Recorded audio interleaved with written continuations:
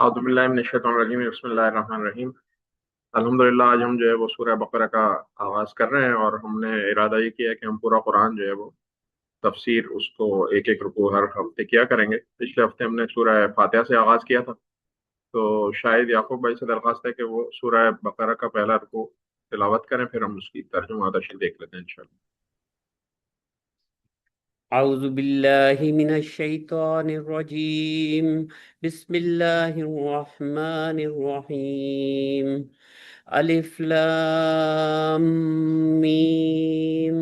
ذلك الكتاب لا ريب فيه هدى للمتقين الذين يؤمنون بالغيب ويقيمون الصلاة ومما رزقناهم ينفقون والذين يؤمنون بما أنزل إليك وما أنزل من قبلك وبالآخرة هم يوقنون أولئك على هدى من ربهم وأولئك هم المفلحون. إن الذين كفروا سواء عليهم أأنذرتهم أم لم تنذرهم لا يؤمنون. ختم الله على قلوبهم وعلى سمعهم وعلى أبصارهم غشاوة.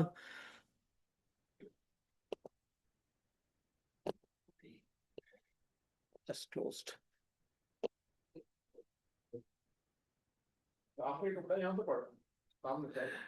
ختم الله على قلوبهم وعلى سمعهم وعلى أبصارهم غشاوة ولهم عذاب عظيم. صدق الله العظيم. جزاک اللہ۔ میں ترجمہ پڑھ لیتا ہوں، اس کے بعد پھر ہم اس کی تشریح دیکھ لیتے ہیں۔ اللہ کے نام سے جو رحمان الرحیم ہے۔ الف لام میم، یہ اللہ کی کتاب ہے، اس میں کوئی شک نہیں ہے۔ ہدایت ہے ان پرہیزگاروں کے لیے جو غیب پر ایمان لاتے ہیں، نماز قائم کرتے ہیں، جو رزق ہم نے ان کو دیا ہے اس میں سے خرچ کرتے ہیں، جو کتاب تم پر نازل کی گئی ہے یعنی قرآن، اور جو کتابیں تم سے پہلے نازل کی گئی تھیں ان سب پر ایمان لاتے ہیں اور آخرت پر یقین رکھتے ہیں۔ ایسے لوگ اپنے رب کی طرف سے راہ راست پر ہیں، اور وہی فلاح پانے والے ہیں۔ جن لوگوں نے ان باتوں کو تسلیم کرنے سے انکار کر دیا، ان کے لیے یکساں ہے، تم خواہ انہیں خبردار کرو یا نہ کرو، بہرحال وہ ماننے والے نہیں ہیں۔ اللہ ان کے دلوں اور ان کے کانوں پر اللہ نے ان کے دلوں اور ان کے کانوں پر مہر لگا دی ہے، اور ان کی آنکھوں پر پردہ پڑ گیا ہے، وہ سخت سزا کے مستحق ہیں۔ صدق اللہ العظیم۔ سب سے پہلے ہم سورہ بقرہ کا تھوڑا سا انٹروڈکشن دیکھ لیتے ہیں۔ تو جو اس کا نام ہے، یعنی وجہ تسمیہ، یعنی ریزن فار دس نیم، تو اب سورہ بقرہ کا نام اس لیے ہے کہ بقرہ کا لفظ اس میں ایک جگہ استعمال ہوا، یعنی گائے کا ذکر آیا ہے، اور قرآن مجید کی بہت سی صورتوں میں، عموماً صورتوں میں بہت وسیع مضامین ہوتے ہیں۔ اسی طرح سورہ بقرہ ایک بہت طویل صورت بھی ہے، آپ کے علم میں ہے کہ وہ تقریباً 2 سے زیادہ سپاروں پر محیط ہے، اور اس میں جو ہے وہ مضامین بھی بہت ہماگیر اور بہت سے مضامین ہیں۔ اچھا، ہم یہ جانتے ہیں کہ عربی زبان ایک لغت کے لحاظ سے بہت وسیع اور مالدار زبان ہے، مگر اس کے باوجود انسانی زبان ہے، تو اس میں یہ ممکن نہیں کہ کسی ایک اتنی وسیع چیز کو ایک عنوان دے دیا جائے۔ تو یہ جو نام ہے یہ ٹائٹل نہیں ہے، یہ عنوان نہیں ہے، بلکہ یہ جسٹ نام ہے، نیم ہے، تسمیہ جس کے لیے لفظ استعمال ہوا ہے۔ تو اب جو اس طرح اور بھی مختلف صورتوں میں، جو قرآن کی بیشتر صورتوں میں عنوانات کے بجائے، یعنی ٹائٹلز کے بجائے نیمز یا نام جو ہے نا وہ رکھے گئے ہیں، جو کہ علامت کے طور پہ ہیں۔ تو یہاں پر بھی یہ بات سمجھی جائے کہ اس صورت کے اندر کیونکہ گائے کا ذکر آیا ہے، تو بس اس لیے اس کا نام جو ہے وہ سورہ بقرہ ہے۔ اس صورت کا جو زمانہ نزول ہے، بیشتر حصہ اس کا جو ہے وہ مدینہ میں نازل ہوا، اور اس میں مدنی زندگی کے جو حالات ہیں اور ابتدائی جو چیزیں ہیں وہ اس میں ڈسکس ہوئی ہیں۔ اور پھر باقی جو اس میں مضامین شامل ہوئے ہیں، یعنی بعد میں جو نازل ہوا ہے، جو موضوع اور مضمون کی مناسبت کے لحاظ سے اس میں شامل کر دیا گیا، تو آپ دیکھتے ہیں کہ حتیٰ کہ سود کی بھی ممانعت کا سلسلہ ہے. سود بالکل آخری آپ صلی اللہ علیہ وسلم کی جو زندگی کے آخری ایام ہیں اس میں سود کی حرمت کا بیان تھا، اور نبی صلی اللہ علیہ وسلم کا آخری زمانہ تھا. تو یہ بھی ان صورت میں، تو صورت کا خاتمہ جن آیات پر ہوا ہے وہ ہجرت سے پہلے مکہ میں نازل ہو چکی تھی، مگر اس مضمون کی وجہ سے ان کو بھی اس میں شامل کیا گیا. تو یہ اس کا تھوڑا سا بیک گراؤنڈ تھا. اب شان نزول ہے، یعنی اس صورت کو سمجھنے سے پہلے اس کا تاریخی پس منظر سمجھنا ضروری ہے کہ ہجرت سے قبل جب تک مکے میں اسلام کی دعوت دی جا رہی تھی تو خطاب بیشتر جو تھا وہ مشرکین تھا، مشرکین مکہ سے خطاب تھا، اور عرب کے جو مشرکین تھے، اور ان کے لیے اسلام کی دعوت ایک نئی دعوت تھی، غیر مانوس تھی. they were not familiar with this، کیونکہ وہ بہت عرصے سے، حالانکہ وہ تھے تو کہنا چاہیے کہ حضرت ابراہیم کی اولاد میں سے تھے اور جو مذہب تھا، لیکن انہوں نے اس کو زیادہ تر مکس کر دیا تھا. اسی طرح سے ہجرت کے بعد جو سابقہ پیش آ رہا ہے، یعنی جو پیپل دے ایڈریس، وہ لوگ یہودی تھے، اور یہودیوں کی بستیاں جو ہیں وہ مدینہ سے بالکل اٹیچ تھیں، متصل تھیں. تو یہ لوگ توحید، رسالت، وہی آخرت، ملائکہ، سب چیزوں میں قائل تھے، اور اس کو شرعی رابطے کو اپنے طور پہ تسلیم بھی کرتے تھے. لیکن جو ہے وہ انہوں نے حضرت موسیٰ علیہ السلام کا جو دین نازل ہوا تھا اس دین کو ماننے والے تھے، لیکن اس کی تعلیم اور نبی صلی اللہ علیہ وسلم جو لائے تھے ان دونوں تعلیمات سیم تھی، لیکن انہوں نے اپنے دین کو صدیوں کے ایک انحطاط کے باعث اس کو مکس کر دیا تھا اور اصل دین ہٹا دیا تھا، اور بہت سارے ایسے عقائد اور بہت ساری ایسی غیر اسلامی چیزیں اس میں شامل کر دی تھیں جو کہ حضرت موسیٰ علیہ السلام لے کے نہیں آئے تھے. یہ بات ہم پہلے بھی کر چکے ہیں دروس میں کہ اللہ تعالیٰ کی نے قرآن میں بھی فرمایا کہ دین اللہ تعالیٰ کے نزدیک ایک ہی ہے جو اسلام ہے. تو وہ اس دور کا بھی مذہب جو تھا، جو حضرت موسیٰ لائے تھے، وہ بھی اسلام تھا، لیکن انہوں نے اپنے اسلام کو اتنا مکس کر دیا کہ وہ یہاں تک بھی انہوں نے یوں کہہ لیں کہ جو لفظ اسلام ہے وہ بھی ان کے اس سے چلا گیا، اور اپنے آپ کو وہ یہودی یا اس طرح کے لقب دینے لگے. تو اب اور ان کا جو یعنی جو ریٹن یعنی مخطوطہ جو ان کے پاس موجود ہے، اس میں بھی انہوں نے اپنی من مرضی کی تعویلیں، اپنی مرضی کی تفسیریں، بہت سی چیزوں کو مسخ کر دیا. تو دین کی جو اصل روح تھی وہ انہوں نے بالکل ڈیمیج کر دی تھی یہودیوں نے، اور ان کے پاس ایک ظاہری مذہبت کا ایک لبادہ رہ گیا تھا، ایک بس ایک آؤٹ فٹ ہے، ایک طرح کا ایک ان کا دکھاوا ہے کہ بھئی یہ ہمارا دین ہے. اور وہ بڑے بڑے علماء، مشائخ، سردار ان کے قوم کے بنے ہوئے تھے، لیکن ان کی جو اخلاقی حالت تھی وہ بہت بری تھی، عملی طور پر وہ بہت بگاڑ کا شکار تھے. اور اس کی وجہ سے جو ہے نا وہ دین جب آپ صلی اللہ علیہ وسلم لے کے آئے تو پھر وہ انہوں نے اس کی مزاحمت کی. تو یہ پورا ایک بیک گراؤنڈ ہے کہ جس میں جو ہے وہ سابقہ جو ہے جو سامنے لوگ ایڈریس ہیں وہ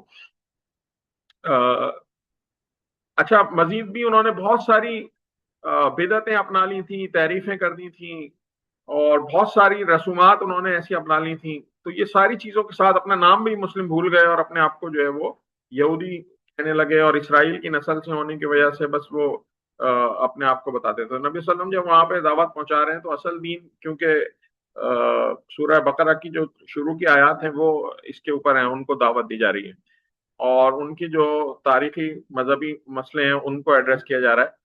اور خاص طور پہ اصول کا جو پہلو ایک یہاں پر پیش کیا گیا ہے وہ بالکل یہ ہے کہ پیغمبر جن کے پاس آتے تھے وہ امت کے بگاڑ کو درست کرنے کے لیے آتے تھے، تو اب ان کا مقابلہ ایک ایسے مذہب پیغمبر کی امت سے تھا جو بالکل اپنا دین بگاڑ چکے تھے. تو پہلا پارٹ تو اس کا یہ ہے جو سورہ بقرہ کا.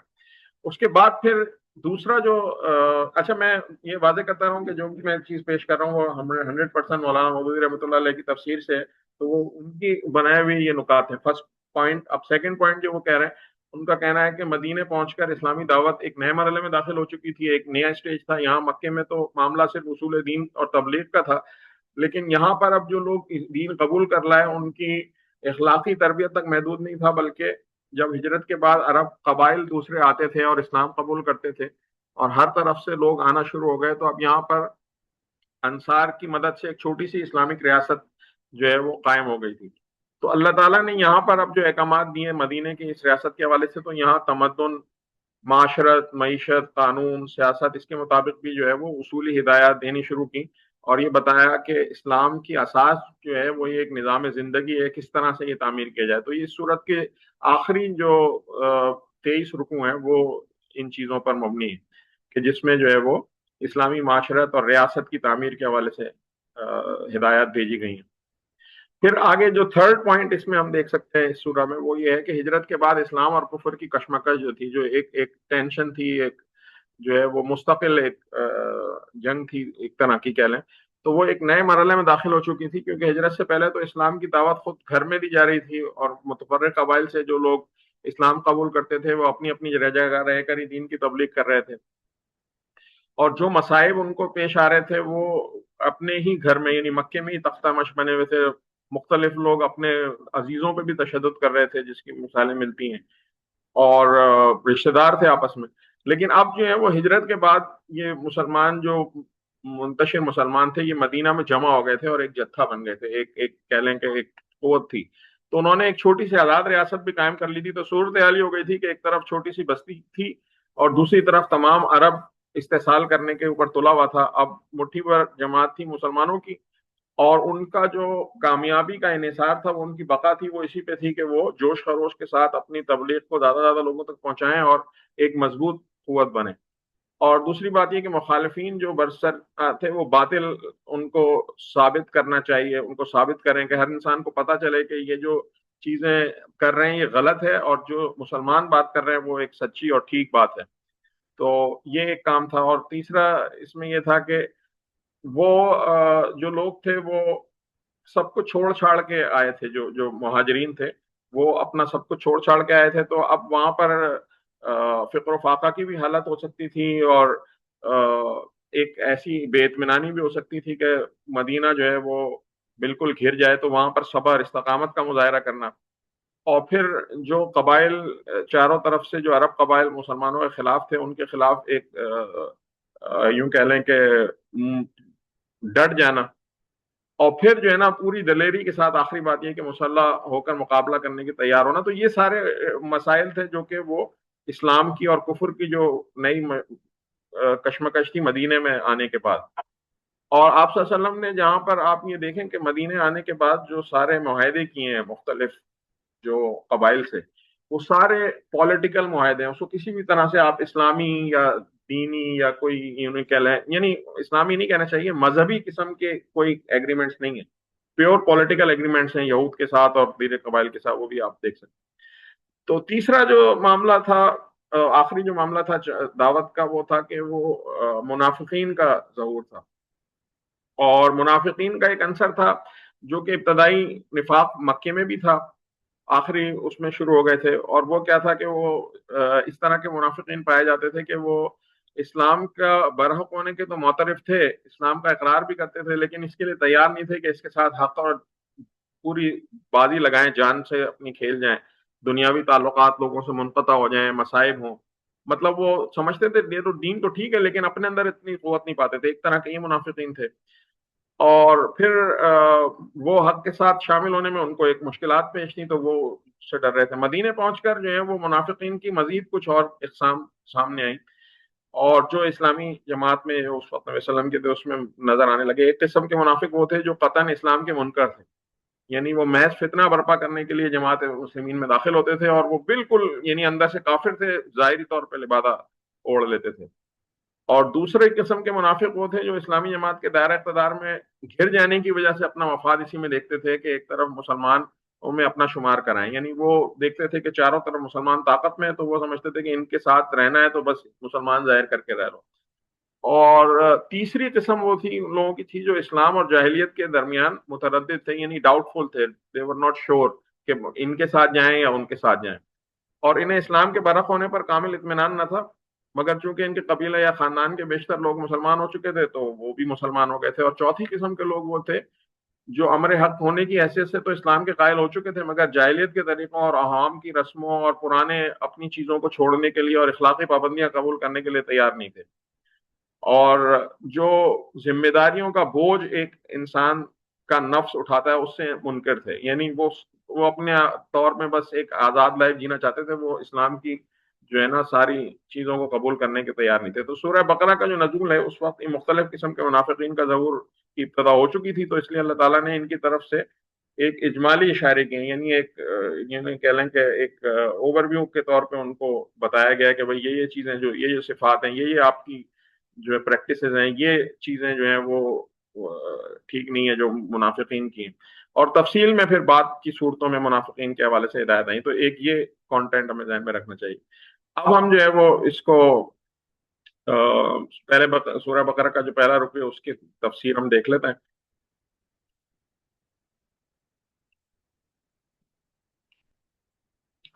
تو سب سے پہلے الف لام میم. الف لام میم جو ہے وہ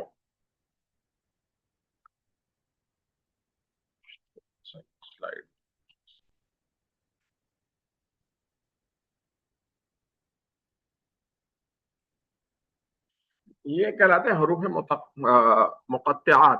حروف مقطعات جو ہیں وہ قرآن کی بعض صورتوں کے آغاز میں پائے جاتے ہیں، اور اس دور کے جو آپ کو وہ ملتے ہیں مختلف قسم کے یعنی لوگوں کا خطاب کرنے کا، شعرا کا، وہاں پر جو ہے وہ آپ کو یہ الفاظ ملتے ہیں. اور اس وقت کے لوگ اس سے یعنی جو عرب کلام تھا وہ جانتے تھے یہ سب کچھ، اور یہ کوئی ایسی چیز نہیں تھی کہ ان کے لیے کوئی بہت نئی چیز ہو. تو اس دور میں آپ کو یہ کوئی سوال کرتا ہوا نہیں ملتا. آپ صلی اللہ علیہ وسلم کے صحابہ میں سے کوئی یہ کوشچن کرتا ہوا نظر نہیں آتا، اور اسی طرح سے جو ہے نا وہ آپ صلی اللہ علیہ وسلم کے دور کی کوئی حدیث ایسی نہیں ملتی کہ جس میں کسی نے آپ صلی اللہ علیہ وسلم سے یہ معنی دریافت کیے ہوں.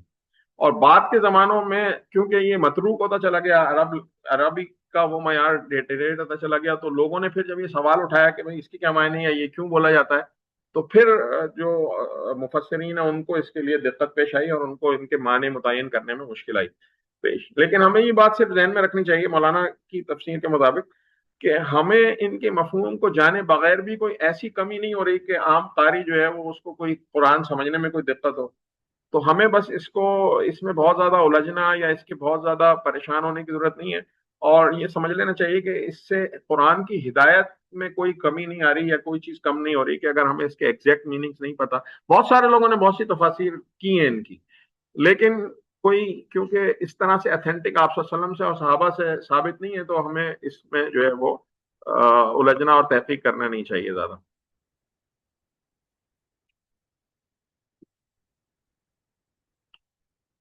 آگے اللہ تعالیٰ فرما رہا ہے کہ یہ اللہ کی کتاب ہے، اس میں کوئی شک نہیں ہے. تو ذالک الکتاب لا ریب فیہ کا لفظ استعمال ہوا ہے. تو اس کا سیدھا سادہ مطلب تو یہ ہے کہ بے شک یہ اللہ کی کتاب ہے. ایک تو بالکل جو اسٹینڈرڈ میننگس ہیں، مگر ایک مطلب یہ بھی ہو سکتا ہے کہ یہ ایک ایسی کتاب ہے جس میں شک کی کوئی بات نہیں ہے. تو مولانا نے یہی ترجمہ کیا ہے اس کا نا کہ اس میں کوئی شک کی بنیاد نہیں ہے. تو دنیا میں جتنی کتابیں اور مابعد طبیعت اور حقائق سے محاورہ ادراک کی بحث کرتی ہیں وہ سب قیاس پر ہیں. یعنی آپ دیکھ لیں کہ جو سقراط یا جو بھی بڑے بڑے فلاسفر گزرے ہیں ان کی ساری تھیوریز گیس پہ تھیں کہ یہ اس طرح سے ہے یا ایسے ہو سکتا ہے، یا میں یوں سمجھتا ہوں. یا یوں کہہ لیں کہ جو سائنٹیفک قسم کی چیزیں ہیں اس میں بھی انسان یہ ڈیفینیٹ نہیں کہہ سکتا کہ آج جو میں کہہ رہا ہوں یہی فائنل ہے، کیا پتہ کل کچھ سائنس مزید ترقی کرے تو تھوڑی سی چینجنگ آ جائیں چیزوں میں. تو وہ سب قیاس میں. لیکن قرآن کا جو مصنف ہے یعنی اللہ تعالیٰ خود یہ فرما رہے ہیں کہ اس کے اندر جو بھی کوئی بیان کیا گیا ہے اس میں شک سے پاک ہے، اس میں آپ کو کسی قسم کے کوئی شک کی ضرورت نہیں ہے، بلکہ یہ ایک یقین کا اظہار کریں کہ بھئی یہ کتاب جو ہے وہ سراسر علم حق پر یا حقیقت پر مبنی کتاب ہے، اور اس میں جو ہے وہ کوئی چیز ایسی نہیں ہے کہ جو حقیقت ہے یا جو بھی علم اللہ تعالیٰ نے اس میں بیان کیا ہے اس پر کوئی شک کیا جا سکے. اور دوسری بات یہ کہ انسان اپنی نادانی کی بنا پر ان بیانات پہ شک کر سکتا ہے، ورنہ اس میں شک کی کوئی گنجائش نہیں ہے. آگے اللہ تعالیٰ فرما رہا ہے کہ ہدایت ہے ان پرہیزگاروں کے لیے جو غیب پر ایمان لاتے ہیں. تو سب سے پہلے تو ہدایت کس کے لیے بتائی گئی، یعنی سب سے پہلے اللہ تعالیٰ نے فرمایا اس میں کوئی شک نہیں ہے. اب اللہ تعالیٰ فرما رہا ہے کہ ہدایت ان لوگوں کے لیے تو سراسر ہدایت یا رہنمائی ہے، مگر اس کا فائدہ اٹھانے کے لیے ضروری ہے کہ آدمی میں چند خصوصیات پائی جائیں. کن لوگوں کے لیے؟ اولین صرف یہ بتائی گئی کہ وہ پرہیزگار ہوں. ٹھیک ہے، متقین کا لفظ استعمال ہوا ہے. تقوی کے عام معنی میں پرہیزگار کا ہم ترجمہ کرتے ہیں. اور بھلائی اور برائی میں تمیز کرتا ہو، اور برائی سے بچنا چاہتا ہو، اور بھلائی کا طالب ہو. یعنی اس کے اندر یہ کویسٹ ہو، اس کے اندر یہ طلب ہو کہ میں بھلائی چاہتا ہوں اور یہ ہم پچھلے بھی کئی دروس میں یہ بات کر چکے ہیں، اللہ تعالیٰ ہدایت بغیر طلب کے کسی انسان کو نہیں دیتا. تو باقی چیزیں تو اللہ تعالیٰ نے اپنے ذمہ رکھا ہے کہ وہ رزق دے گا، آپ کو کھانے پینے کی چیزیں دے گا، لیکن ہدایت کے لیے انسان کو طلب کرنی ہے. جو ہم نے پچھلا جو سورہ فاتحہ پڑھی تھی اس میں اللہ تعالیٰ نے ہمیں طریقہ سکھایا کہ کیسے آپ نے دعا مانگنی ہے. تو اب یہاں پر اس کا جواب ہے کہ کن لوگوں کے لیے، ان لوگوں کے لیے کہ جو بھلائی کے خواہش مند ہوں، اور وہ لوگ جو دنیا میں جانوروں کی طرح نہ جیتے ہوں، بلکہ ان کو یہ فکر لاحق ہو کہ ہم جو کچھ کر رہے ہیں کیا یہ صحیح ہے یا غلط ہے، اور ہماری دنیا کی زندگی جس طرف چل رہی ہو وہ ہماری خواہشات ہمیں نہ دھکیل رہی ہوں، بلکہ ہم جو کچھ کر رہے ہوں وہ اس سوچ کے ساتھ کرتے ہوں کہ قرآن ہمیں کیا رہنمائی فرماتا دیتا ہے، اللہ تعالیٰ ہمیں کیا ہدایت کا رستہ بتاتا ہے، ہمیں کس رستے پہ چلنا چاہیے. آگے پھر کہا جا رہا ہے کہ جو غیب پر ایمان لاتے ہیں، یعنی پرہیزگار کا لفظ آیا کہ ہدایت کن کے لیے؟ پرہیزگاروں کے لیے. پھر پہلی صفت کیا بتائیے؟ جو غیب پر ایمان لاتے ہیں. تو ایمان بالغیب جو ہے، یعنی جو غیب کے سے مراد وہ ہے کہ جو انسان کے حواس سے پوشیدہ ہوں، یعنی آپ کے جو سینس ہیں اس میں نہ آتی ہوں جو چیزیں. مثال کے طور پہ خدا کی ذات و صفات ہیں کہ اللہ تعالیٰ کیسا ہے، کیا ہے، اس کی کیا حیت ہو سکتی ہے، اور اسی طرح سے ملائکہ ہیں کہ ان کی کیا شیپس ہے یا وہ کس طرح کے ہیں. اسی طرح وہی جو آتی ہے وہ کیا ہے، اور ہم تو اس کو فزیکلی ایسے نہیں دیکھ سکتے. جنت کیا ہے، دوزخ کیا ہے، یہ ساری چیزیں ایسی ہیں جو غیب پہ ہیں. تو ان حقیقتوں کو بغیر دیکھے ماننا، یعنی آپ نے بالکل نہیں دیکھا، ہم کیوں ایمان لے کے آئے کہ آپ صلی اللہ علیہ وسلم نے ہمیں بتایا، اور آپ صلی اللہ علیہ وسلم نے ہمیں کس بنیاد پہ بتایا کہ اللہ تعالیٰ نے قرآن میں یہ سب کو نازل کیا اور بتایا. تو غیب کا علم یہ ہے. تو اب اس میں جو آدمی، اس آیت میں یہ بتایا جا رہا ہے کہ جو شخص ان غیر محسوس حقیقتوں کو ماننے کے لیے تیار ہو، صرف اسی کو قرآن ہدایت دے سکتا ہے اور وہی فائدہ اٹھا سکتا ہے. اگر آپ غیب کے اوپر اس چیز پہ بلیو ہی نہ رکھتے ہوں کہ یہ جو قرآن ہے یہ اللہ تعالیٰ کی طرف سے نازل ہوا ہے، کوئی اللہ تعالیٰ کی ذات موجود ہے، وہ وہی بیچتا ہے، کوئی انبیاء ہیں، کوئی فرشتے ہیں، تو پھر آپ کو ہدایت نہیں مل سکتی. آپ اس قرآن سے نعوذ باللہ گمراہی لے کے جائیں گے. اور پھر کوئی شخص جو یہ ضد کرے کہ نہیں میں تو ایسی چیز پر، یعنی جیسے سائنس میں ہم کہتے ہیں نا کہ جی ہم ایکسپیریمنٹ سے، تو اب وہ کوئی کہے کہ نہیں میں تو چکھنے سونگنے کی شرط لگاؤں گا اور میں تو ایسی چیز کو یعنی فیل کرنا چاہتا ہوں کہ یہ کیسے ہے، کیا ہے، تو وہ پھر اس کو یہ کتاب ہدایت نہیں دے سکتی. تو یہ ہے ایمان بالغیب کا مسئلہ. پھر اگلی شرط بتائی گئی کہ نماز قائم کرتے ہیں. اب اقامت صلاۃ کا جو لفظ ہے، یعنی جو نماز قائم کرنے کا ہے، اس میں بہت ساری چیزیں آ جاتی ہیں بخود. تو یعنی یہاں پر اب یہ بتایا جا رہا ہے کہ وہ لوگ صرف بیٹھ نہیں جاتے ایمان لا کر، بلکہ وہ اس کا فائدہ حاصل کرنے کے لیے وہ اس پہ عمل کرتے ہیں. اور پھر وہ عمل کرنے کے لیے جو آپ یہ دیکھتے ہیں کہ جو پورا طریقہ ہے نماز کا، یعنی آپ کو جو ہے وہ مؤذن نماز کے لیے پکارتا ہے تو پھر آپ کو اسی وقت فیصلہ ہو جاتا ہے کہ آپ کا ایمان کا دعویٰ سچا ہے یا آپ ایمان کے دعویٰ میں اطاعت کے لیے تیار ہیں یا نہیں ہیں. یعنی مؤذن 5 وقت آپ کو پکارتا ہے، آپ کوئی کام کر رہے ہیں، آپ آفس میں لگے ہوئے ہیں، آپ کا بہت ضروری کام ہو رہا ہے، اب آپ کہتے ہیں یار چلو دیکھتے ہیں پڑھتا ہوں، یا پھر آپ ڈیلے کرتے گئے اور آپ کی نماز قضا ہو گئی. یا آپ کسی ایسے بڑے میٹنگ میں بیٹھے ہیں کہ جہاں آپ کو شرم آ رہی ہے لوگوں سے کہتے ہوئے کہ یار مجھے نماز پڑھنی ہے، یعنی دنیا کے کسی ایسے کام میں. یا پھر آپ اپنی کسی لہو و لب میں ایسے مبتلا ہیں کہ آپ گیمنگ میں لگے ہوئے ہیں، آپ جو ہے وہ کھیل میں لگے ہیں، یا آپ کچھ کوئی میچ دیکھ رہے ہیں، آپ سے اٹھا نہیں جا رہا، پاکستان کا کرکٹ کا میچ ہو رہا ہے، آپ سے نماز کے لیے نہیں جایا جا رہا. تو یہاں پر یہ اقامت صلاۃ میں یہ بات خود بخود ظاہر ہوتی ہے کہ آدمی جو ہے وہ جب نماز کے لیے پکارا جائے تو لبیک کہتا ہے یا نہیں کہتا. یہاں پر آپ کا مدعی ایمان ہونے کا اطاعت سے خارج ہو جائے گا اگر وہ نہیں کرتا. پھر ترک نماز جو ہے وہ ترک اطاعت بھی ہے. یعنی اگر آپ نماز کو نہیں قائم کر رہے تو اس کا مطلب ہے کہ آپ فالوور نہیں ہیں، آپ فالو نہیں کرنا چاہ رہے جو اللہ تعالیٰ کا حکم ہے. تو اب ظاہر ہے کہ جو شخص جو ہے وہ کسی ہدایت پر کاربند ہونے کے لیے تیار ہی نہ ہو تو پھر اس کو ہدایت کیا دے گا. تو یہ ایک شرط لگا دی گئی کہ آپ کو فالو کرنا ہے. اور اقامت صلاۃ جو ہے وہ ایک اس کی جامع اصطلاح ہے. اس میں صرف نماز کی پابندی نہیں ہے بلکہ اس کا پورا اجتماعی نظام ہے کہ نماز کا باقاعدہ جماعت کا انتظام کیا جائے گا. بستی میں ایک ایک شخص جو ہے وہ الگ الگ نماز نہیں پڑھے گا بلکہ وہ پابند ہوگا کہ وہ مسجد میں یا سراؤ میں یا جماعت کا انتظام کرے اور وہاں پر یہ نظم قائم کیا جائے کہ نماز قائم کی جاتی ہے. تو یہ اس کا مطلب ہے. اس کے بعد پھر اللہ تعالیٰ آگے فرما رہے ہیں کہ جو رزق ہم نے ان کو دیا ہے اس میں سے خرچ کرتے ہیں. اب یہاں پر مالی قربانی، یعنی قرآن جو ہے وہ چوتھی شرط یہ دیا جا رہا ہے کہ انسان کا دل تنگ نہ ہو جائے، زر پرست نہ ہو جائے، دولت کا پجاری نہ ہو، صرف جو ہے وہ مال یعنی اس کی زندگی کا مقصد نہ ہو، ہر چیز کا اسٹینڈرڈ مال نہ رکھتا ہو۔ تو اب اس مال میں خدا کے بندوں پر جو حقوق مقرر کیے ہیں انہیں ادا کرنے کے لیے تیار ہو، اور جس طرح سے ایمان لایا اس کی خاطر مالی قربانی کرنے میں بھی دریغ نہ کرے۔ کچھ چیزیں تو اس پر فرض ہیں جیسے زکوٰۃ ہے یا وہ ہے، اس کے علاوہ بھی اللہ کی راہ میں وہ خرچ کرتا ہو، یعنی اس نیکی کے کام میں، دین کے کام میں۔ جو کتاب تم پر نازل کی یعنی قرآن، اور جو کتابیں تم سے پہلے نازل کی گئی ہیں ان پر ایمان لاتے ہیں۔ اب جو ایک اور شرط، پانچویں شرط جو قرآن بتا رہا ہے کہ کن لوگوں کو ہدایت ملے گی، یہ پانچویں شرط ہے کہ آدمی ان تمام کتابوں کو برحق تسلیم کرے جو وحی کے ذریعے سے خدا نے محمد صلی اللہ علیہ وسلم اور ان سے پہلے انبیاء پر مختلف زمانوں میں اور مختلف ملکوں میں نازل کی۔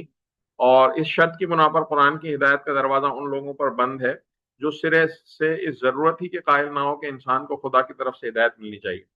یعنی کچھ لوگ اپنے آپ کو یہ سمجھتے ہو کہ انسان کلی عقل کے بنیاد پہ دنیا میں سب کچھ کر سکتا ہے، تو ہمیں تو ضرورت نہیں ہے۔ تو اسی طرح سے وہ ضرورت کے قائل ہوں مگر اس کی طرف وحی اور رسالت رجوع کرنا غیر ضروری سمجھتے ہوں، یا خود کچھ نظریات قائم کریں اور ان کی بنیاد پر خدائی ہدایت قرار دے بیٹھیں کہ بھائی ہم نے یہ بتایا بس یہ خدائی نظام ہے، اور آسمانی کتابوں کے بھی قائل ہوں مگر اس میں اپنی مرضی سے جو ہے وہ اپنے باپ دادا سے جو چیزیں مانتے ہیں ان کو لے آئیں، شامل کر لیں۔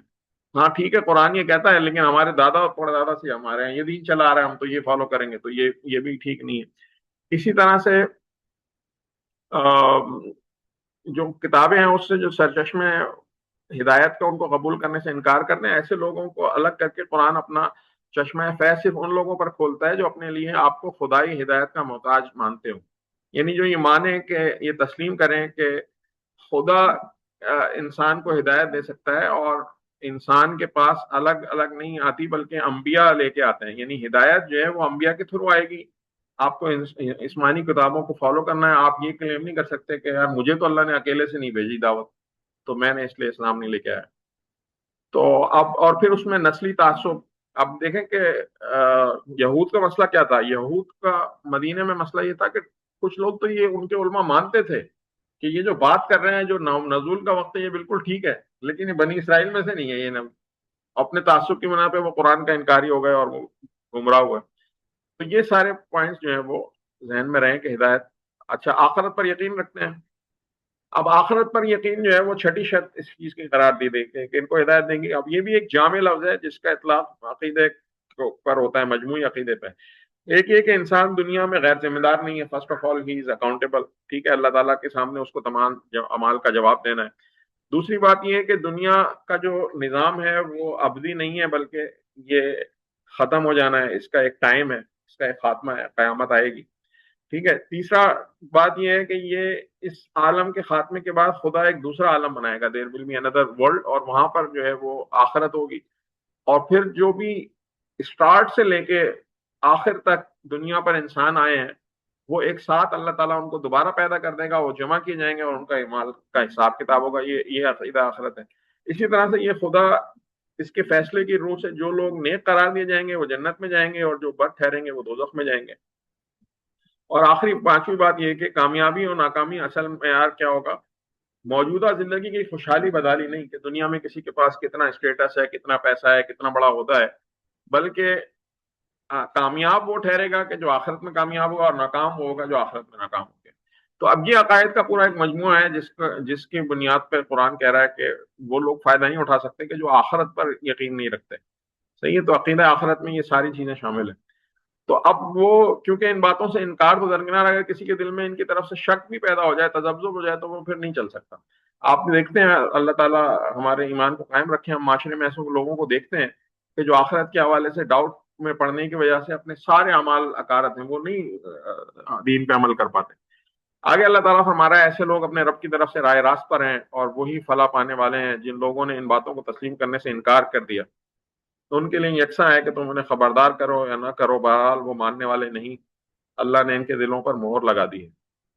اب اور ان کی آنکھوں پر پردہ پڑ گیا ہے، وہ سخت سزا کے مستحق ہیں۔ انکار کر دیا کہ تشریح ہم دیکھ لیتے ہیں کہ جن لوگوں نے ان باتوں کو تسلیم کرنے سے انکار کیا، یعنی وہ جو 6 شرطیں لگائی ہیں جو ابھی ہم نے پیچھے ساری پڑھی کہ جن کا ذکر ابھی تفصیل سے آیا ہے، کہ تقوی، ایمان بالغیب، اقام الصلاۃ، انفاق فی سبیل اللہ، اسلام، ایمان ساری کتب پر یقین رکھنا، اور ساتھ ساتھ ایمان بالآخرہ. اب یہ جو ساری چیزوں کے انکاری ہیں ان کو جو ہے نا وہ اللہ تعالیٰ جو ہے وہ ہدایت نہیں دے گا. اور پھر آگے جو یہ بتایا جا رہا ہے کہ ان کے کانوں پر مہر لگا دی ہے. اب مہر لگا دینے سے کیا مراد ہے؟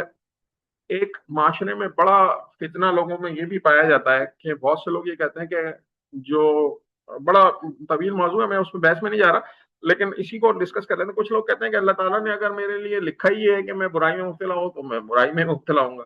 یعنی یہ ثابت کرنا کہ انسان کے پاس کوئی طاقت نہیں ہے. تو اس کا مطلب یہ نہیں ہے کہ اللہ نے مہر لگا دی ہے اس لیے کہ انہوں نے تسلیم کرنے سے انکار کیا، بلکہ مطلب یہ ہے کہ جب انہوں نے ان بنیادی امور کو رد کر دیا جن کا ذکر اوپر کیا گیا ہے، تو اپنے لیے قرآن کا پیش کردہ راستے کے خلاف دوسرا راستہ پسند کر لیا. تو اللہ نے ان کے دلوں اور کانوں پر مہر لگا دی. اس مہر لگنے کی جو کیفیت اور تجربہ اس شخص کو ہوگا جس نے کبھی تبلیغ کا اتفاق ہوا ہو. جب کوئی شخص اس آپ کے پیش کردہ طریقے کو جانچنے اور اس کو ایک دفعہ رد کر دیتا ہے تو اس کے ذہن میں کچھ اس طرح کی مخالفت سمت میں چل پڑتا ہے کہ پھر وہ آپ کی کوئی بات سمجھنے اور سننے کے لیے تیار نہیں ہوتا. تو آپ کی دعوت کے لیے اس کے کان بہرے ہو جاتے ہیں، آپ کے طریقے میں اس کو کوئی خوبیاں نظر نہیں آتی، اس کی آنکھیں اندھی ہو جاتی ہیں، اور وہ صریح طور پر محسوس ہوتا ہے کہ دل میں واقعی مہر لگ گئی. تو اس بات کو ذہن میں رہیں کہ یہ کوئی جبرن نہیں ہے، بلکہ سم ون آپٹ، اس نے یہ چوز کیا کہ میں یہ کروں. یعنی ان سب چیزوں کا انکاری ہے تو پھر اللہ تعالیٰ نے اس کی آنکھوں پر پردے ڈال دیے یا اس کے دلوں پر مہر لگا دی. تو یہ آج کا رکوع تھا، اور اس کے حوالے سے اگر کوئی سوال یا کوئی بات کرنا چاہیں تو کر سکتے ہیں. اور کسی بھی پوائنٹ پہ، کسی بھی چیز پہ اگر کوئی آپ میں سے کوئی ایڈ کرنا چاہے تو کر سکتے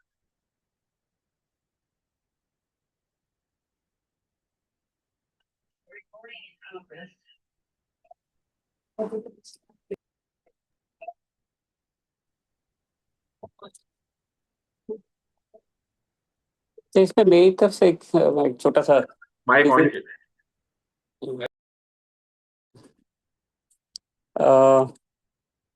جسٹ لائک اس پہلے رکوع کو میں کافی دفعہ پڑھا. ویل اسٹرکچرڈ ہے، ویری ویل اسٹرکچرڈ. لائک سب سے پہلے تو یہ ہے نا کہ کون بول رہا ہے، یہ اللہ تعالیٰ کی طرف سے یہ ایک حکم ہے. اور what is like they are presenting something کہ یہ ایک کتاب ہے. یا جیسے کہ آپ کسی مینوفیکچرر سے کوئی خریدتے ہیں، کوئی واشنگ مشین خریدتے ہیں تو اس کے ساتھ ایک مینول آتا ہے.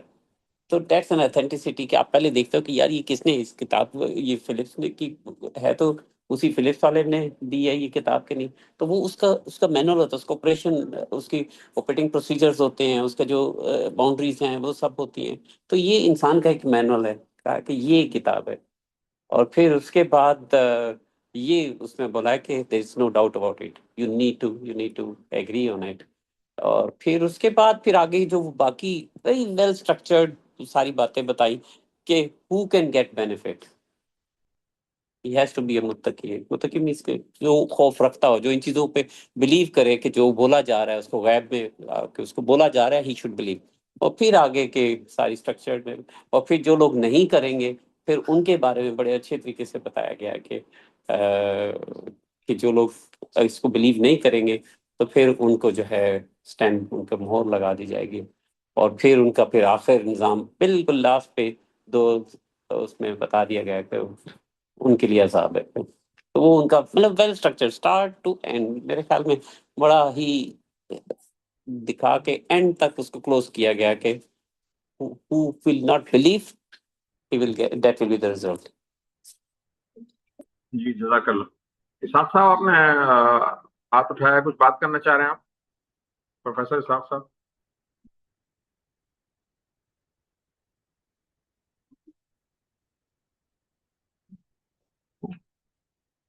دیکھیے گا یہ ساؤنڈ آن ہے آپ کے موبائل کا؟ شاید بھائی ساؤنڈ تھوڑا سا کھولے گا، آپ کو کوئی آواز آ رہی ہے؟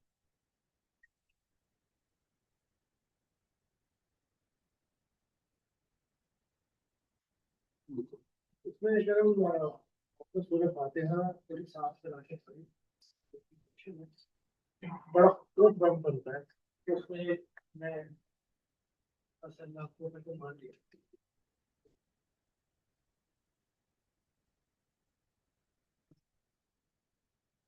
اور پھر اس میں लोगों की जनरेशन की आ रही है। और यहाँ से पढ़े तो यहाँ पे फौरन जवाब पता फौरन दे दे, ये है वो किताब, ज़ालिकल किताब और हुदल लिलमुत्तकीन। तो हिदायत जो तुम मांग रहे हो, हिदायत जो है ये है, और उसमें तुम्हें ये काम तुम्हें करने हैं। बिल्कुल ऐसे ही है। और यहाँ पे जरूर इसमें जो है कि वैसे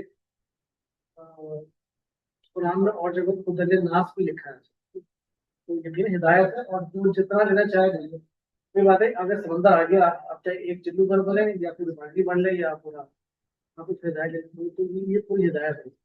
तो खुदावंद ने ये पूरे फातिक पर फौरन जवाब दिया है कि ये है हिदायत, दो भाई पकड़ो और इसमें तुम जितना लेना ले, और ये हमारे ऊपर जो बिल्कुल दुरुस्त। और ये हमने पिछले हफ्ते सूरह फातिहा कवर की थी, तो वहां पर ये बात आई भी थी। और साहब साहब आप बात करना चाह रहे हैं कुछ? जी, रख देता हूँ चंद बातें।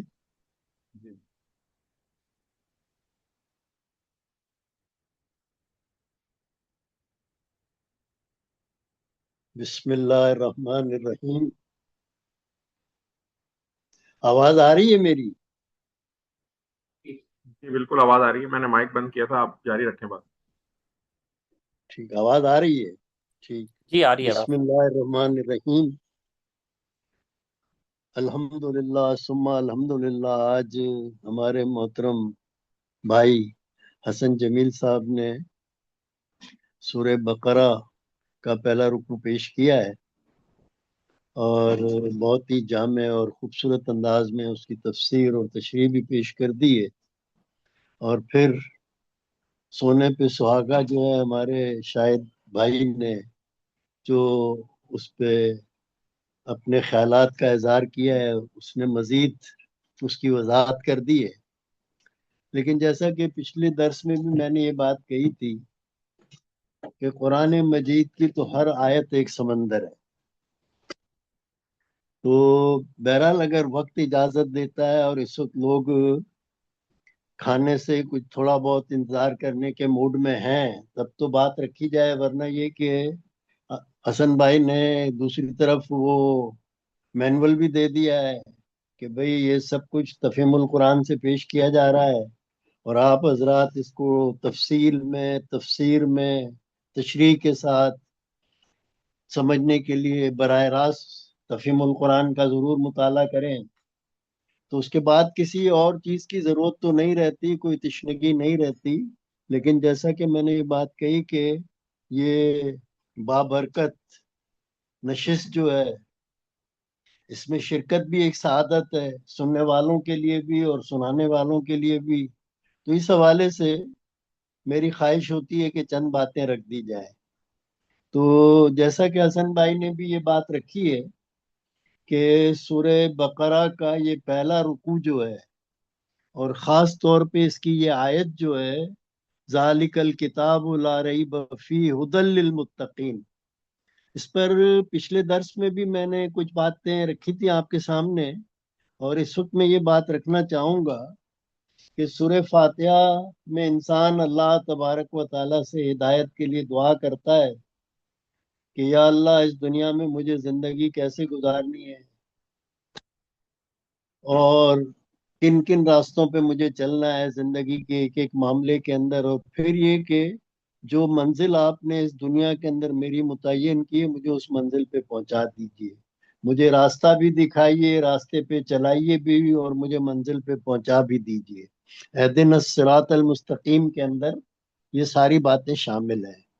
तो बंदे की उस दुआ के जवाब में अल्लाह तबारक व ताला फरमाते हैं कि भाई ये पूरी किताब आपकी हिदायत के, लेकिन शर्त सिर्फ एक रखी है।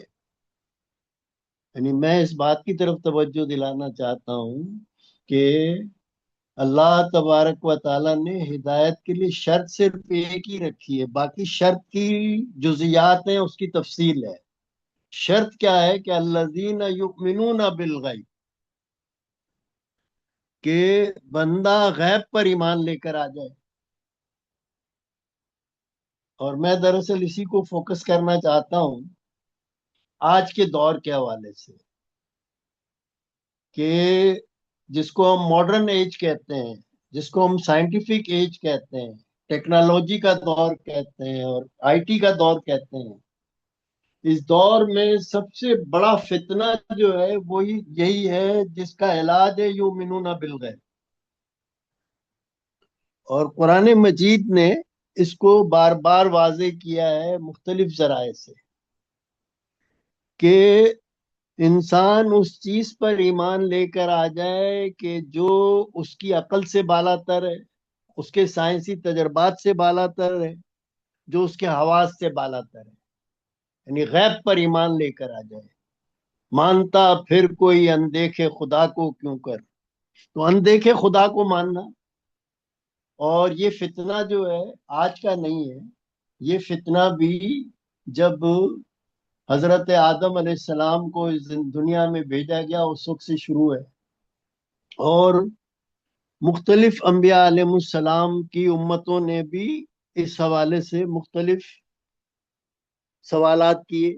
खुद यहूद के सवालात जो हैं वो तो कुरान मजीद के अंदर मौजूद हैं कि अरिनल्लाह जहरतन, कि भाई ये अल्लाह की दलीलें आप क्या दे रहे हैं, आप फरिश्ते के आने की बातें क्या कर रहे हैं, आप कुरान की आयतें हमें क्या सुना रहे हैं, हम तो अपनी इन आंखों से खुदा को देखना चाहते हैं। अरिनल्लाह जहरतन, हमें तो हमारी इन आंखों से खुदा को दिखा दो।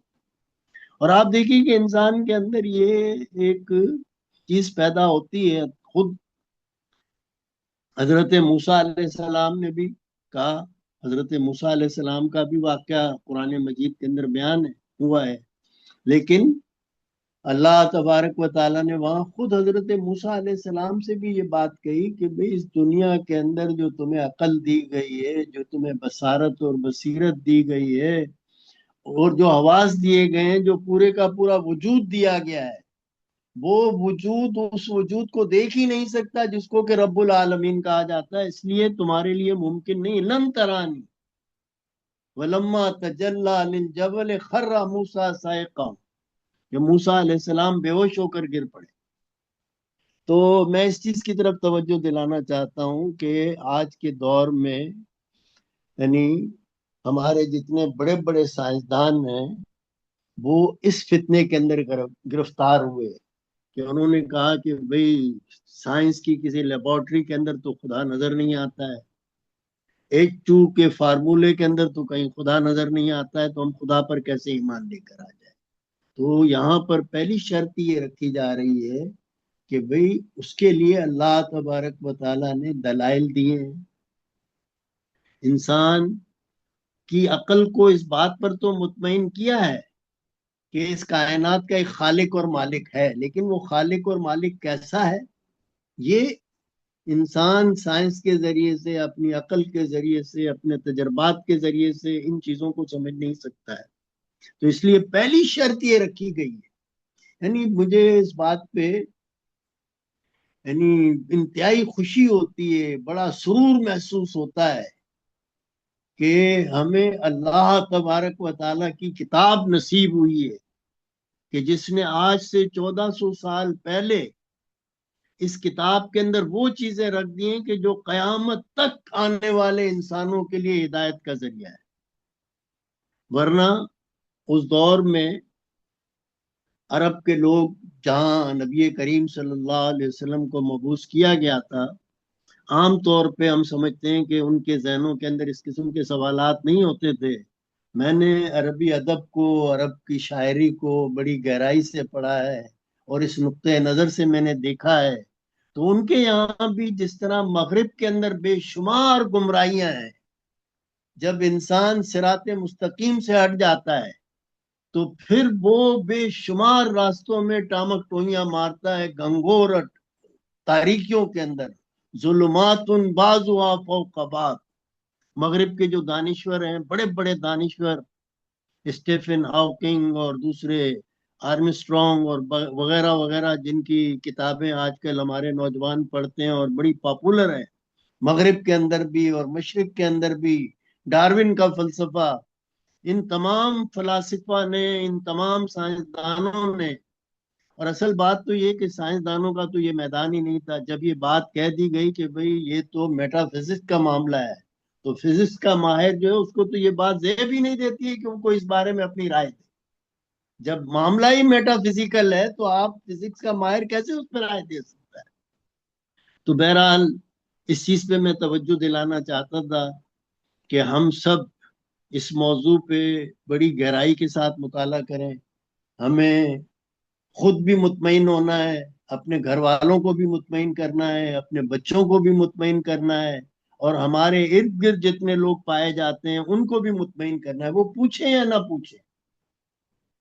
ہمیں اصل میں ایک دائی جس کو اللہ کے دین کی دعوت اللہ کے بندوں تک پہنچانی ہوتی ہے، اس کا کام ایک ڈاکٹر کا ہے، ایک طبیب کا ہے، کہ مریض اس کے سامنے موجود ہے تو اس نے تشخیص کرنی ہے کہ اس کو مرض کیا ہے.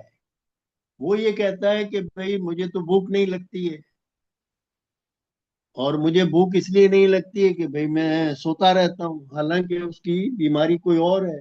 تو ڈاکٹر تو اس بیماری تک پہنچے گا. تو ہمیں اصل میں آج جو دنیا انسانیت کی جو سب سے بڑی بیماری ہے، جس کی وجہ سے دنیا کے اندر کرپشن بھی ہے، ظلم بھی ہے، فلسطین میں بھی ظلم ہو رہا ہے، یورپ میں بھی ظلم ہو رہا ہے، امریکہ میں بھی ظلم ہو رہا ہے، پاکستان میں بھی ظلم ہو رہا ہے، افریقہ میں بھی ظلم ہو رہا ہے، ساری دنیا کے اندر ظلم ہو رہا ہے. اس کی جڑ کے اندر الحاد ہے. اس بات کو ہمیں سمجھنا ہوگا اور دنیا کو بھی سمجھانا ہوگا کہ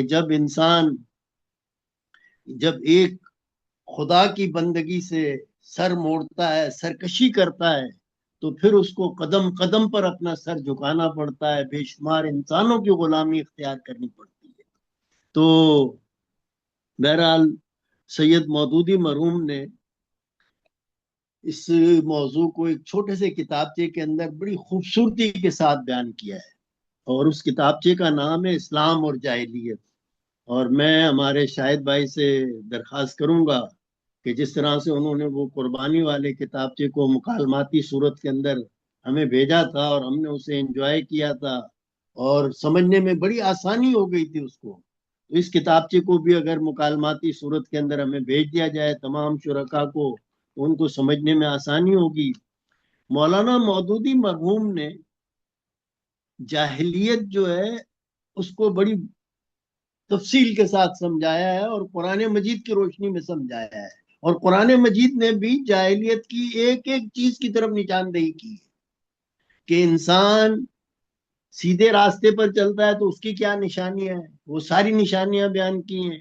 اور انسان اگر سیدھے راستے سے بھٹکتا ہے تو وہ کیا نشانیاں ہیں.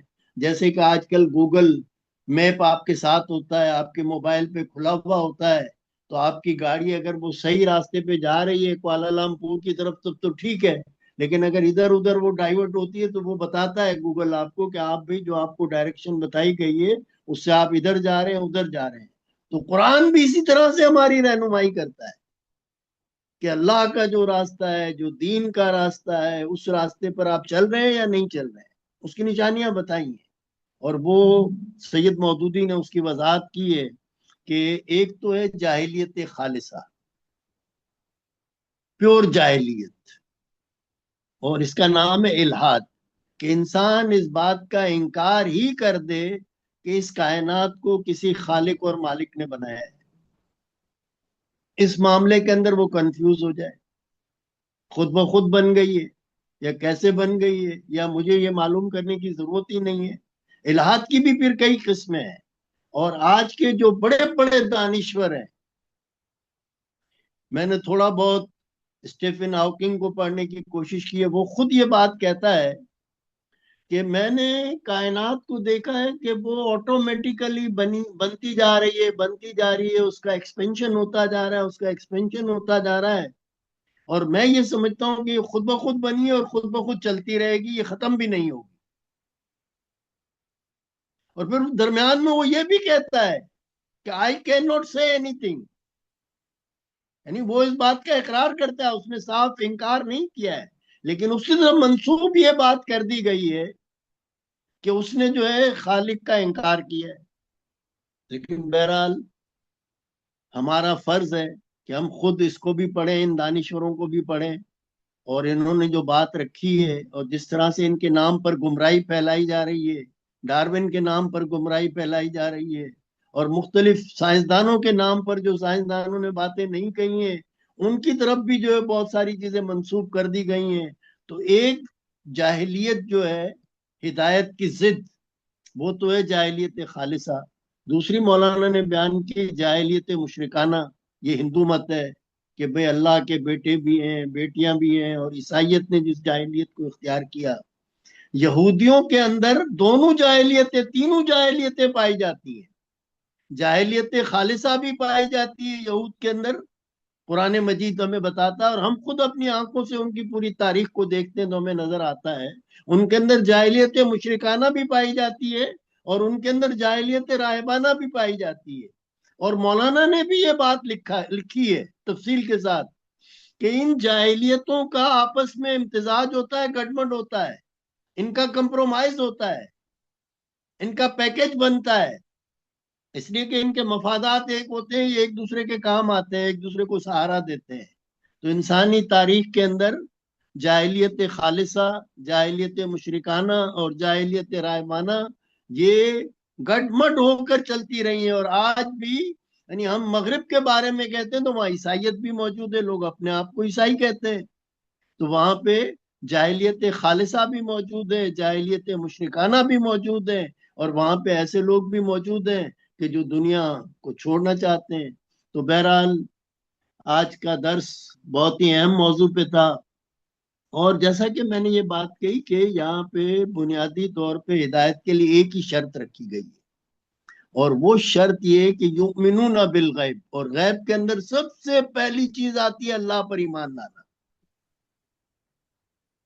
کہ اللہ تبارک و تعالیٰ کی ذات، اس کی ذات جو ہے، اس کی صفات کو کہا ہے کہ سوچو، اس پہ غور کرو، اس کی مخلوقات کو دیکھو تو تمہیں اللہ کا وجود سمجھ میں آئے گا. اور تمہارے سمجھنے کے لیے یہ کافی ہے، اتنی دلیل ہے. سرسری تم جہان سے گزرے ورنہ ہر جا جہان دیگر تھا. قرآن مجید بھی بار بار کہتا ہے افلا تعقلون، کہ انسان تمہیں جو ہم نے عقل دی ہے، یہ جو کائنات ہم نے بنائی ہے، یہ چاند سورج یہ ستارے، تمہارا اپنا وجود، یہ خالق اور مالک کو، اس کائنات کے رب العالمین کو سمجھنے کے لیے کافی ہے. تم پکار اٹھو گے کہ الحمدللہ رب العالمین، تم اس چیزوں کو صحیح استعمال تو کرو. تو بہرحال انسان کی جاہلیت کی وجوہات کیا ہوتی ہیں، اس کی طرف بھی مولانا نے اشارہ کیا ہے، اور تفہیم میں بھی اشارہ کیا ہے، جس طرف ہمارے بھائی حسن جمیل صاحب نے اشارہ کیا کہ اس کی وجوہات کے اندر سب سے بڑی وجہ جو ہے نفسانی خواہشات ہوتی ہے، کہ انسان چاہتا ہے کہ میں ایک آزاد زندگی گزاروں، میرے اوپر کوئی کنٹرول کرنے والا نہ. اور اس کی کئی صورتیں ہوتی ہیں، بڑی سوبر قسم کی بھی صورت ہوتی ہے کہ ایک آدمی بہت ہی سنجیدہ ہے، بہت ہی سلجھا ہوا آدمی ہے، لیکن وہ چاہتا ہے کہ بھئی میں کسی اور کی نہ مانوں، جو میری سمجھ میں آتا ہے میں وہی کروں. وہ بڑا ہی ہمبل ہے، بہت ہی کرٹیس ہے، سب کچھ ہے، لیکن اپنے اوپر کسی کو ماننے کے لیے تیار نہیں ہے. تو ایک دنیا کے اندر طبقہ ایسا بھی پایا جاتا ہے کہ ہمیں بڑے اچھے لوگ نظر آتے ہیں، بڑے سمجھدار نظر آتے ہیں، بڑے کوآپریٹو نظر آتے ہیں، بڑے ہیلپ فل نظر آتے ہیں، لیکن ان کے اندر یہ کمزوری پائی جاتی ہے کہ ہم اوپر کسی کی ماننے کے لیے تیار نہیں ہیں. تو نفسانی خواہشات کی یعنی اعلیٰ ترین صورتیں بھی ہوتی ہیں اور بدترین صورتیں بھی ہوتی ہیں، کہ بھئی ایک آدمی چاہتا ہے کہ میں زیادہ سے زیادہ مال حاصل کر لوں، میرے اندر جو جنسی خواہش ہے اس کے اندر میں یعنی پرلے درجے کے اندر جا کے جو اپنی جنسی خواہشات کی تکمیل کر لوں. کھانے کی خواہشات ہیں، بڑی جائیداد بنانے کی خواہشات ہیں، کارخانے بنانے کی خواہشات ہیں، اور یہ انسان کے اندر یہ کمزوریاں رکھی گئی ہیں. قرآن مجید اس کی بے شمار مقامات پہ وضاحت کرتا ہے. دوسری وجہ جو ہے وہ شیطان والی ہے، کہ انسان کے اندر تکبر آ جاتا ہے. انسان سمجھتا ہے میں کوئی بہت بڑی چیز ہوں، وہ اپنے آپ کو خدا سے بھی اوپر سمجھنے لگتا ہے، جیسا کہ شیطان نے اپنے آپ کو سمجھا. تو یہ تکبر اور غرور جو ہے یہ بھی انسان کی گمراہی کا سبب بنتا ہے، کہ انسان کہتا ہے او ہو میں نے تو اتنی ساری ایجادات کی ہیں، میں تو جناب اب اے آئی کو ایجاد کر چکا ہوں، تو مجھے کون یعنی میں کیسے مان لوں، اور وہ جو 1400 سال پہلے ہدایت آئی ہے اس کو میں کیسے مان لوں. اب تو دنیا بہت آگے چلی گئی ہے. تو بہرحال गुमराही की बेशुमार वजूहात हैं, लेकिन उसके लिए एक ही शर्त रखी गई, और उस शर्त की कुरान मजीद में यहाँ भी, यानी जो लोग अरबी जबान और अदब से वाकिफ हैं वो समझते हैं कि अल्लज़ीना युमिनूना बिल गैब, कि जो लोग गैब पर ईमान लाते हैं, तो गैब पर ईमान के अंदर अल्लाह पर ईमान लाना, अल्लाह के रसूल पर ईमान लाना भी गैब है। कि फरिश्ते को किसने देखा था? सहाबे किराम के सामने नबी सल्लल्लाहु अलैहि वसल्लम पर वही तो आती थी, लेकिन अपनी आंख से कितने सहाबा ने फरिश्तों को देखा था कि भाई वही ला रहा है? वो नबी सल्लल्लाहु अलैहि वसल्लम ने कहा कि भाई अल्लाह ने वही भेजी है, तो उन्होंने मान लिया, तो वो भी गैब था। और वो बड़ा सख्त आजमाइश थी कि नबी सल्लल्लाहु अलैहि वसल्लम के किरदार को, आपकी जिंदगी को, उन तमाम चीजों को नमूने के तौर पर पेश किया गया। फकत लबिस्तु फीकुम उम्रन अफला ताकिलून, मैंने तुम्हारे दरमियान एक तवील जिंदगी गुजारी है, 40-45 साल की, तुम अपनी अकल से काम नहीं लेते हो कि मैं अल्लाह के मामले में झूठ बोलूंगा, मैं इंसानी जिंदगी के इस बुनियादी मामले के अंदर झूठ बोलूंगा, मैं इंसानियत के मामले के अंदर झूठ बोलूंगा? अफला ताकिलून, कुरान मजीद की आयत है ये, बार बार ये बात कही गई है। तो यानी यहाँ पर शर्त एक ही रखी गई है कि गैब पर ईमान लाते हैं, मलाइका है, ये तमाम चीजें, और फिर कुरान मजीद में उसकी वजाहत कर दी गई है। यहाँ पर भी आगे वजाहतन ये बात कही गई, अल्लज़ीना युकीमून सलाता व यूतून ज़काता, ठीक है ना? ये सब चीजें उसी ईमान बिल्लाह की, कि जब अल्लाह पर ईमान लाए हो तो भाई अल्लाह ने इस बात का हुक्म दिया है, अल्लाह के रसूल ने इस बात का हुक्म दिया है, अल्लाह की किताब ने इस बात का हुक्म दिया है, तो अल्लाह पर ईमान के अल्लाह पर ईमान का लाजमी नतीजा ये है कि अल्लाह तबारक व तआला ने जो अहकाम दिए हैं कि मेरे रसूल पर ईमान लाओ, मेरी किताबों पर ईमान लाओ, वो तमाम उसका लाजमी नतीजा बनते हैं। तो यहाँ पर ये बात कही गई, और फिर सूरह बकरा में इसको कई मकामात पे इसकी वजाहत की गई। यानी एक दर्स में मैंने ये बात रखी थी कि वहां पर ये बात कही गई कि अल्लाह को मतलूब और मकसूद नेकी क्या है, तो वहां पर ये बात कही गई, वलाकिन्नल बिर्रा मन आमना बिल्लाहि वल यौमिल आखिर वल मलाइकति व अकामस सलाता व आतज ज़काता वल मुफूना बिअहदिहिम इज़ा आहदू वस्साबिरीना फिल बासाइ वद्दर्राइ व हीनल बास उलाइका अल्लज़ीना सदक़ू व उलाइका हुमुल मुत्तक़ून। तकवा के हवाले से जब हमने बात की थी तो यह आयत तफसील के साथ मैंने बयान की थी। तो यहाँ पर भी आप देखिए कि यहाँ पर भी ये बात कही कि अल्लाह पर ईमान लाते हैं, आखिरत के दिन पर ईमान लाते हैं, मलाइका पर ईमान लाते हैं, और नमाजें कायम करते हैं, ज़कात देते हैं, और जब कभी कोई अहद करते हैं तो उसको पूरा करते हैं। बस साबिरीना, और सख्ती और गर्मी के अंदर, हर हाल के अंदर सब्र करने वाले हैं, और जब हक और बातिल की जंग होती है तो उस वक्त भी वो सब्र करते हैं, जम जाते हैं। यही लोग इस बात में सच्चे हैं कि हम अल्लाह पर ईमान लाए, और यही लोग मुत्तकी हैं।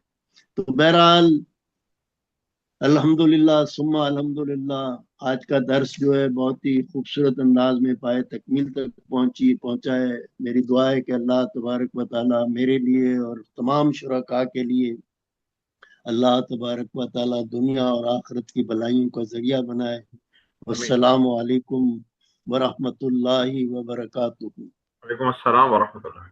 दुआ से इख्तिताम कर लेते हैं, दुआ कर लीजिए। बिस्मिल्लाहिर्रहमानिर्रहीम, अल्हम्दुलिल्लाहि रब्बिल आलमीन वल आक़िबतु लिल मुत्तक़ीन वस्सलातु वस्सलामु अला सय्यिदिल अंबिया वल मुरसलीन। रब्बना ज़लमना अनफुसना व लम तग़फिर लना व तरहमना लनकूनन्ना मिनल ख़ासिरीन। रब्बना आतिना फ़िद दुनिया हसना व फ़िल आख़िरति हसना व क़िना अज़ाबन्नार।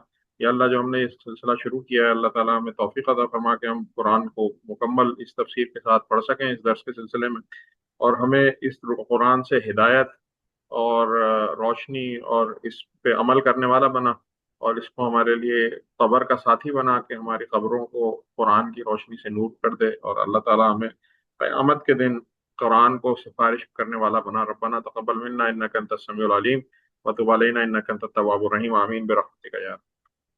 जज़ाकल्लाह जी, बहुत शुक्रिया जो लोग ऑनलाइन थे। अस्सलाम वालेकुम।